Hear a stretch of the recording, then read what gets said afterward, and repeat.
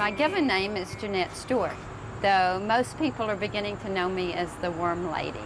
And I'm standing in the Worm B&B at Potomac Vegetable Farm, which is right beside Route 7, about 4 miles west of Tyson's Corner.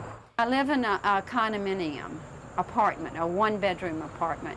And I felt guilty, really, and I knew that this fruit and vegetable scraps, my eggshells, all of these things could deteriorate and form soil or a unhealthy component of soil.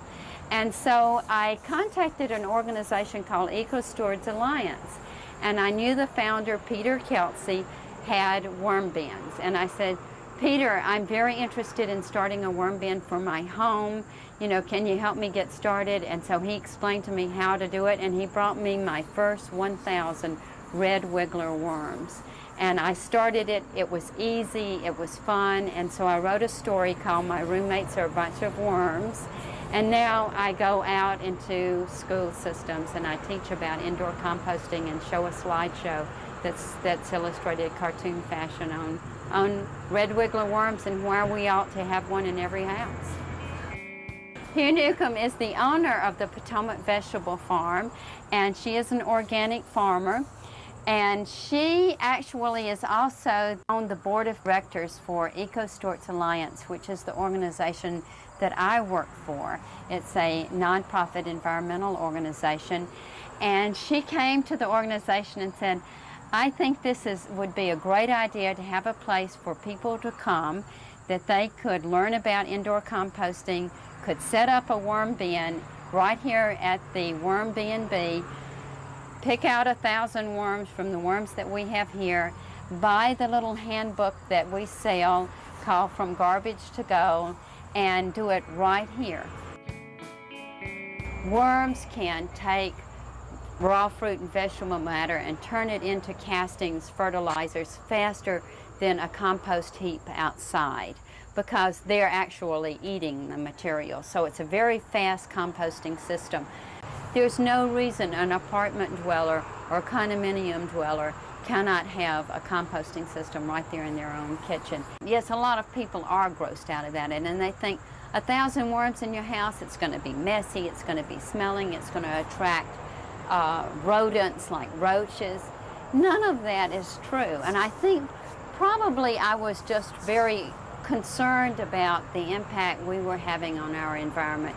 I knew that we have a real problem with, waste in our environment, and it just seemed like something I would be willing to give it a try. It's really easy to make a worm bin. You just need either a 10-gallon or a 14-gallon Rubbermaid container. You need to put 36 small holes in the bottom to drain the bin. I put about 8 2-inch holes at the top for air holes, and then I cover both the air holes and the holes at the bottom with a fiberglass screen, which you can get at any hardware store. To attach my screen to for the air holes, I use caulking like you use in your bathroom. And so I have to have a lid at the bottom, a Rubbermaid container, and a lid at the top, and your holes and your screening, and you're ready to go. To make the bedding, it's really, really easy. I just take newspaper, I strip it into long, skinny strips. I add water to keep it nice and moist. I have to have nice, moist paper, and I add maybe 3 cups, 4 cups of dirt and mix all of that together, and I have my bedding for my bin. The worms are going to eat not only your fruit and vegetable scraps, they're going to eat their bedding too. When I teach children about indoor composting, I always say, do you get up in the morning and take a bite out of your mattress?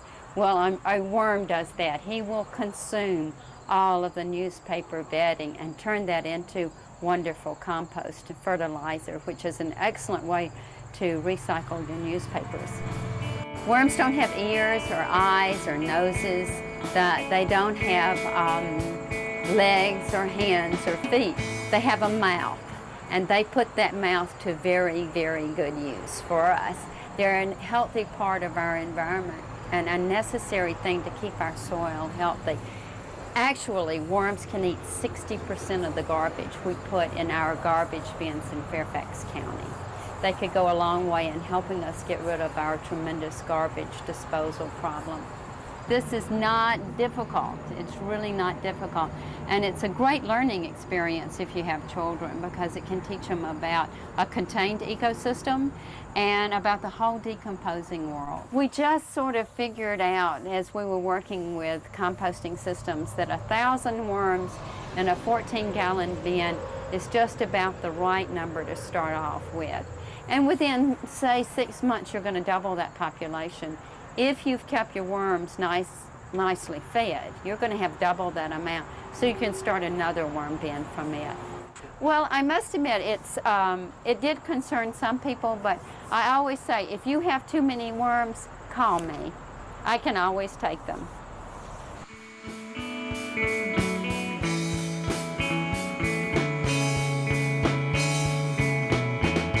The more worms you have, the more they're able to eat, and you can form other worm bins to give to your neighbors or as wedding presents or birthday gifts. Okay, I would like to introduce you to Worm Mommy. I'm the worm lady, but this is Worm Mommy. And she has created a lot of support material, including a poem about bringing worms into your house and giving them good homes. Rock, rock, baby, in the worm bin.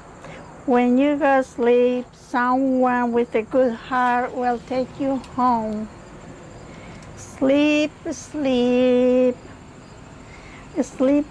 When you wake up, you'll be in somebody's nice home because you're easy to take care of.